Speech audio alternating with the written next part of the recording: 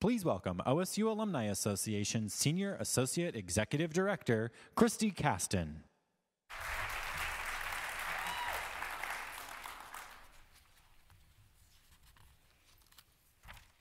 Thank you so much. First, I would like to extend regrets on behalf of Kathy Bickle, our Executive Director. She's home recovering from a knee injury she sustained when she flew down and had to fly home, so she's really sorry to miss the event tonight.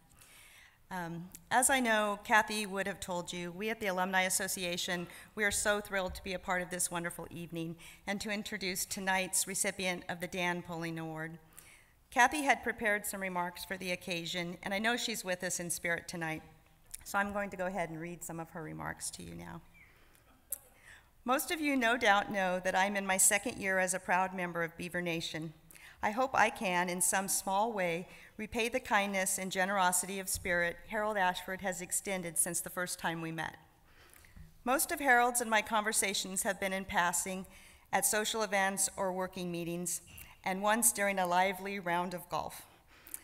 No matter the setting, he has always been warm and welcoming.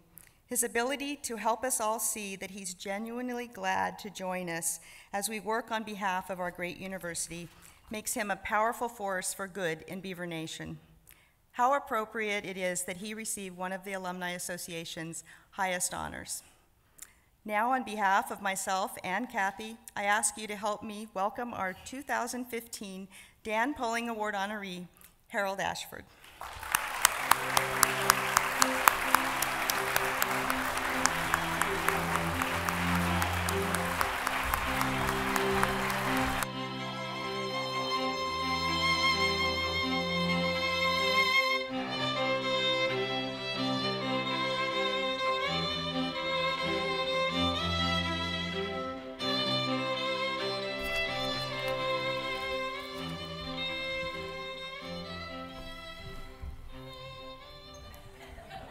Ed told me that they might be doing a recount, and it wasn't looking very good.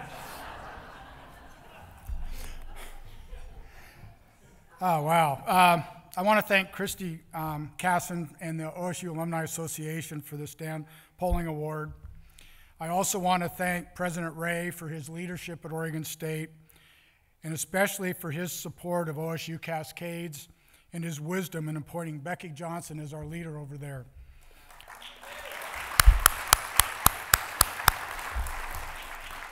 I never pass up a chance to promote OSU Cascades. When Kathy Bickle called me a couple months ago to tell me that I was going to receive the Dan Poling Award, I was humbled and I was speechless. I didn't really know what to say. And for those of you that know me being speechless is a pretty rare occurrence. I want to introduce my family members who are with me today. My daughter, Teresa, who received her undergraduate and graduate degrees at Oregon State and was a 5-year member of the Human Development faculty. I got it right. My brother, Bruce, who is also an OSU graduate, who took time out from his busy CPA practice to be with us tonight. In addition to my younger brother, and all those pictures that were up there were, the youngest one was always Scott. Anyway, he's Dean of Engineering here, and I want to thank his wife for Malia being here too. She's also an OSU graduate. And I saved the most important for last. My wife, Peggy, of 43 years. I met her at a dance at the MU. I asked her to marry me at the trysting tree. Fortunately, she said yes, and we got married our senior year. Her love and support and faith in me all these years has helped make me who I am today. Peggy, thank you.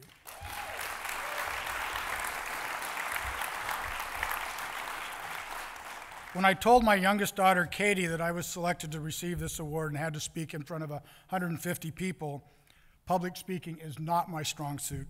She told me if I let the love and enthusiasm I have for OSU come through, that I'd do fine.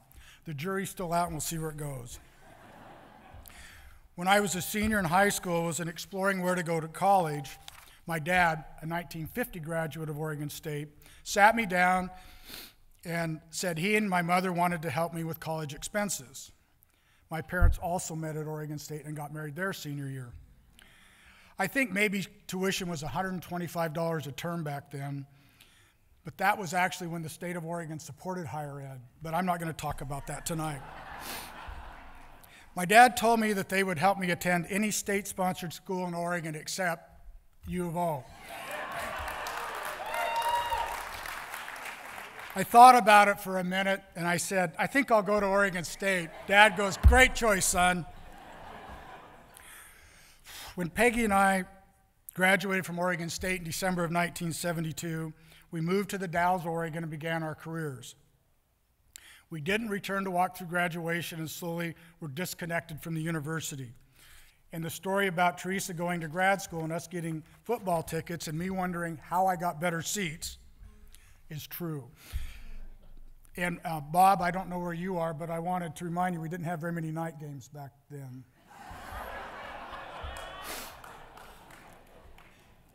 Peggy and I and our family slowly reconnected to Oregon State. I was elected to the foundation board, and it has been an honor and a privilege to serve on that board. Peggy and I have met so many great people. We refer to all of you as our OSU family. I want to take a minute to talk about service. Everyone who is here tonight gets it. We give our time and our resources to Oregon State. What I think we forget about sometimes is how we serve as role models for our communities. When I was growing up, my dad and my mom donated time to Cub Scouts, Boy Scouts, the church, the Masonic Lodge. I don't remember them ever talking about service. They just led by example. When I took my first accounting job in the Dalles, Peggy's parents, Don and Alpha Hall, also led by example.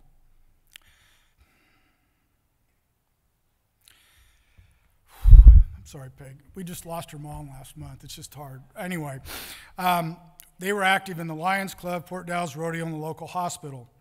Don encouraged me to join the Lions Club, so I did. And I'm in my early mid-20s, and I decided it was time for me to start volunteering because of all these great role models that I had in front of me. So I ran for the local school board. I won. Of course, it really helped that nobody ran against me. I actually served on that school board with Bob Bailey. I don't know where he is tonight, but Bob Bailey and I were on that school board 40 years ago. You never know whose lives you'll touch. Our friends, our family, strangers are witness to our actions. They notice what organizations we donate our money to. They notice what boards we sit on. We are leading by example. Thank you to each of you for what you've done for this great university. Thank you again to the Alumni Association for this award, and I accept it for everyone who gives their time, passion, and resources to Oregon State. Go Beavs.